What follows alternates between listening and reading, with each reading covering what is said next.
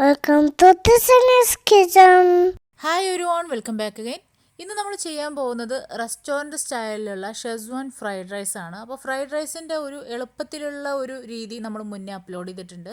അപ്പോൾ അതിൽ നിന്നും തികച്ചും വ്യത്യസ്തമായിട്ടുള്ള രീതിയിലാണ് ഇന്ന് നമ്മൾ ഫ്രൈഡ് റൈസ് തയ്യാറാക്കാൻ പോകുന്നത്. അപ്പോൾ അതിന് വേണ്ടിയിട്ടുള്ള ഇൻഗ്രീഡിയൻസ് എന്ന് പറയുന്നത് ക്യാരറ്റ് എടുത്തിട്ടുണ്ട്, ബീൻസ്, പിന്നെ 2 കളറിലുള്ള ക്യാപ്സിക്കം, ഒരു പച്ചമുളക് എടുത്തിട്ടുണ്ട്, അല്പം ക്യാബേജ് ഉണ്ട്, പിന്നെ വേണ്ടത് സെലറി.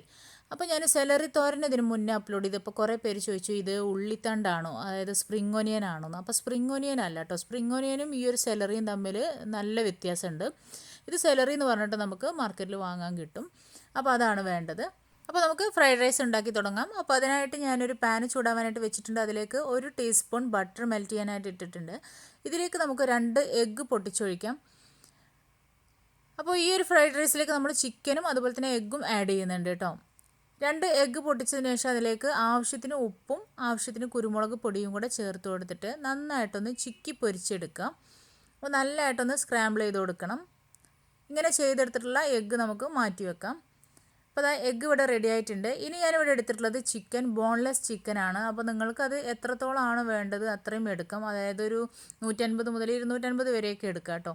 അപ്പോൾ അത്രയും എടുക്കാം. അപ്പോൾ ഞാനിവിടെ കുഞ്ഞ് പീസാക്കി എടുത്തിട്ടുണ്ട്, വാഷ് ചെയ്ത് വെച്ചിട്ടുള്ളതാണ്. പിന്നെ വേണ്ടത് ബസ്മതി റൈസാണ്. ഞാനിപ്പോൾ ഇവിടെ 2 കപ്പ് ബസ്മതി റൈസ് 1 മണിക്കൂർ സോക്ക് ചെയ്യാനായിട്ട് വെച്ചിട്ടുള്ളതാണ്.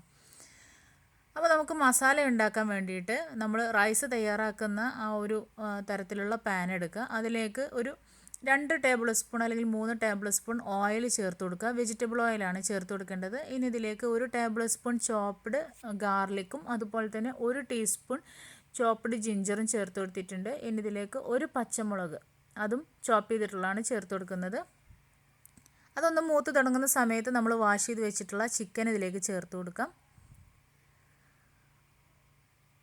അപ്പോൾ നിങ്ങൾക്ക് സ്ക്വയർ പീസായിട്ട് അല്ലെങ്കിൽ അതിങ്ങനെ നീളത്തിലായിട്ട് അങ്ങനെയും കട്ട് ചെയ്തെടുക്കാവുന്നതാണ്. അത് ഓരോരുത്തരുടെ ഇഷ്ടത്തിനനുസരിച്ച് ചെയ്യുക. ആവശ്യത്തിന് ഉപ്പ് ചേർത്ത് കൊടുത്തിട്ടുണ്ട്. ഇനി ഇതിലേക്ക് ഷെസ്വാൻ സോസാണ് ഞാൻ ചേർത്ത് കൊടുക്കുന്നത്. ഒരു 4 ടീസ്പൂൺ ചേർക്കുന്നുണ്ട്. ഇത് ഹോം മെയ്ഡ് സോസ് തന്നെയാണ് കേട്ടോ. അപ്പോൾ ഇതിൻ്റെ റെസിപ്പി നിങ്ങൾക്ക് വേണമെന്നുണ്ടെങ്കിൽ നിങ്ങൾ പറയുകയാണെന്നുണ്ടെങ്കിൽ നിങ്ങൾക്ക് ആവശ്യമുണ്ടെന്നുണ്ടെങ്കിൽ ഞാൻ അപ്ലോഡ് ചെയ്യുന്നതാണ് കേട്ടോ.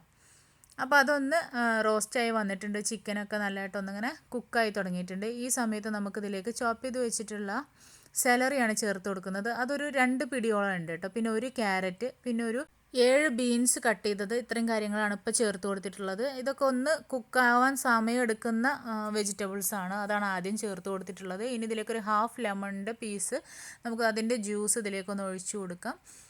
ഇനി ഇതിലേക്ക് ഞാൻ ചേർത്ത് കൊടുക്കുന്നത് 2 ചിക്കൻ ക്യൂബാണ്. അതും കൂടെ ചേർത്ത് നന്നായിട്ടൊന്ന് മിക്സ് ചെയ്ത് കൊടുക്കാം. അപ്പോൾ ഈ വക കാര്യങ്ങളും അതുപോലെ തന്നെ സോസൊക്കെ ചേർക്കുന്നതുകൊണ്ട് ഉപ്പ് നമ്മൾ എപ്പോഴും ഇതിലേക്ക് ചേർക്കുമ്പോൾ ഒന്ന് ശ്രദ്ധിച്ചിട്ട് വേണം ചേർക്കാൻ വേണ്ടിയിട്ട് കേട്ടോ. ഇതിലൊക്കെ ഉപ്പ് അടങ്ങിയിട്ടുള്ള കാര്യങ്ങളാണ്. ഇനി ഇതിലേക്ക് 1 ടേബിൾ സ്പൂൺ സോയാ സോസ് ചേർത്ത് കൊടുക്കാം. ഒരു 4 ടേബിൾ സ്പൂണോളം കെച്ചപ്പും ചേർത്ത് കൊടുക്കാം. അതും കൂടെ ചേർത്തിട്ട് ഒന്ന് മിക്സ് ചെയ്ത് കൊടുക്കാം. അതുപോലെ തന്നെ അല്പം കുരുമുളക് പൊടി കൂടെ ചേർത്ത് കൊടുക്കാം. അപ്പോൾ ഞാനിപ്പോൾ ഇവിടെ 1.5 ടീസ്പൂൺ കുമിച്ച് തന്നെ എടുത്തിട്ടുള്ള കുരുമുളക് പൊടിയാണ് കേട്ടോ ചേർത്ത് കൊടുക്കുന്നത്. ഇനി ഇതൊന്ന് നന്നായിട്ട് മിക്സ് ആക്കിയതിന് ശേഷം നമുക്ക് ബാക്കി വെജിറ്റബിൾസ് ചേർത്ത് കൊടുക്കാം. അതായത് നമ്മൾ 2 തരം കളർ എടുത്തിട്ടുണ്ടായിരുന്നു, ക്യാപ്സിക്കം, അതും അതുപോലെ തന്നെ ക്യാബേജ് ചോപ്പ് ചെയ്തതുമാണ് ഇപ്പോൾ ചേർത്ത് കൊടുത്തിട്ടുള്ളത്. അതും കൂടെ ചേർത്തൊന്ന് വഴറ്റിയെടുക്കാം. ഈ സമയം കൊണ്ട് നമ്മൾ സോക്ക് ചെയ്തിട്ടുള്ള ബസ്മതി റൈസ് ഒന്ന് തിളപ്പിച്ച് ഊറ്റിയെടുക്കണം കേട്ടോ. അപ്പോൾ അങ്ങനെ തിളപ്പിച്ച് ഊറ്റിയെടുത്തിട്ടുള്ള റൈസ് ഇവിടെ റെഡിയാണ്. അപ്പോൾ അത് നല്ലതായിട്ട് വിട്ട് കിട്ടുന്ന ഒരു പരുവത്തിൽ, ഒരു 1/4 വേവ് പരുവത്തിലാണ് ഇത് നമ്മൾ ഊറ്റിയെടുത്തിട്ടുള്ളത്. നമുക്ക് ഈ ഒരു മസാല ഒന്ന് മൂടി വെച്ചിട്ട് കുക്ക് ചെയ്തെടുക്കാം. ഇപ്പോൾ ഒരു 3 മിനിറ്റ് ഞാൻ മൂടി വെച്ച് കുക്ക് ചെയ്തെടുത്തിട്ടുള്ള മസാലയാണിത്. ഇനി ഇതിലേക്ക് നമുക്ക് റൈസ് അല്പാൽപമായിട്ട് ചേർത്ത് കൊടുക്കാം. അപ്പോൾ ജസ്റ്റ് ഒന്ന് നമുക്ക് ഈ ഒരു പാൻ വെച്ച് തന്നെ ഒന്ന് മിക്സ് ചെയ്ത് കൊടുക്കുക. പിന്നെ നമ്മൾ തവി വെച്ചിട്ട് മിക്സ് ചെയ്ത് കൊടുക്കുമ്പോൾ നല്ലോണം ശ്രദ്ധിച്ചിട്ട് വേണം മിക്സ് ചെയ്ത് കൊടുക്കാൻ വേണ്ടിയിട്ട്. റൈസ് ഒട്ടും ഉടഞ്ഞു പോവാത്ത വിധത്തിൽ സാവകാശം വേണം മിക്സ് ചെയ്ത് എടുക്കാൻ വേണ്ടിയിട്ട്. ഇനി ഇതിലേക്ക് ഞാനിപ്പോൾ ചേർക്കുന്നത് ഗരം മസാലയാണ്. അപ്പോൾ 1 ടീസ്പൂൺ ഗരം മസാലയാണ് ചേർത്ത് കൊടുത്തിട്ടുള്ളത്. ബാക്കി റൈസ് കൂടെ ഇട്ട് കൊടുത്തിട്ട് നമുക്ക് സാവകാശം മിക്സ് ചെയ്ത് കൊടുക്കാം. ഇങ്ങനെ കുറേശ്ശെയായിട്ട് കുക്ക് ചെയ്തെടുത്തിട്ടുള്ള റൈസ് മുഴുവനായിട്ട് ഇതിലേക്ക് ചേർത്ത് നല്ലതായിട്ട് മിക്സ് ചെയ്ത് കൊടുക്കുക. ഇനി ഇതിലേക്ക് നമുക്ക് ചേർക്കേണ്ടത് നമ്മൾ ഫ്രൈ ചെയ്ത് വെച്ചിട്ടുള്ള ആ ഒരു സ്ക്രാമ്പിൾഡ് എഗ്ഗ്, അതും കൂടെ ചേർത്ത് കൊടുക്കാം. അപ്പോൾ അതും കൂടെ ചേർത്തിട്ട് നന്നായിട്ടൊന്ന് മിക്സ് ചെയ്ത് കൊടുക്കുക.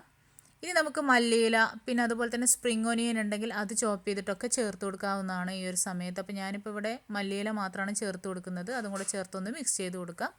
ഇനി ഇത് നമുക്ക് ചൂടോടുകൂടി തന്നെ സെർവ് ചെയ്യാം. അപ്പോൾ നല്ല ടേസ്റ്റി ആയിട്ടുള്ള ഫ്രൈഡ് റൈസ് ഇവിടെ റെഡി ആയിട്ടുണ്ട്. തീർച്ചയായിട്ടും നിങ്ങൾ വിരുന്നൊക്കെ ഒരുക്കുന്ന സമയത്ത് വിരുന്നുകാർക്ക് വേണ്ടിയിട്ട് ഒരു തവണയെങ്കിലും ഇതുപോലെ ഒന്ന് ഫ്രൈഡ് റൈസ് വെച്ചിട്ടൊന്ന് കൊടുത്തു നോക്കണം കേട്ടോ. തീർച്ചയായിട്ടും നല്ലൊരു കമൻ്റ് ആയിരിക്കും നിങ്ങൾക്ക് കിട്ടുന്നത്. അപ്പോൾ ഇവിടെ എനിക്ക് ഗസ്റ്റൊക്കെ വരുന്ന സമയത്ത് ചില സമയങ്ങളിലൊക്കെ ഞാൻ വെക്കാറുള്ള ഒരു ഫ്രൈഡ് റൈസ് റെസിപ്പിയാണ് ഞാൻ നിങ്ങളായിട്ട് ഷെയർ ചെയ്തിട്ടുള്ളത്. നല്ല നല്ല കമൻറ്റും ഫീഡ്ബാക്കും ഒക്കെ കിട്ടിയിട്ടുള്ള ഒരു ഫ്രൈഡ് റൈസ് റെസിപ്പിയാണ്. അപ്പോൾ തീർച്ചയായിട്ടും ട്രൈ ചെയ്ത് നോക്കാൻ മറക്കരുത്. വീണ്ടും നെക്സ്റ്റ് വീഡിയോയിൽ കാണാം ഇൻഷാ അല്ലാ. Thank you.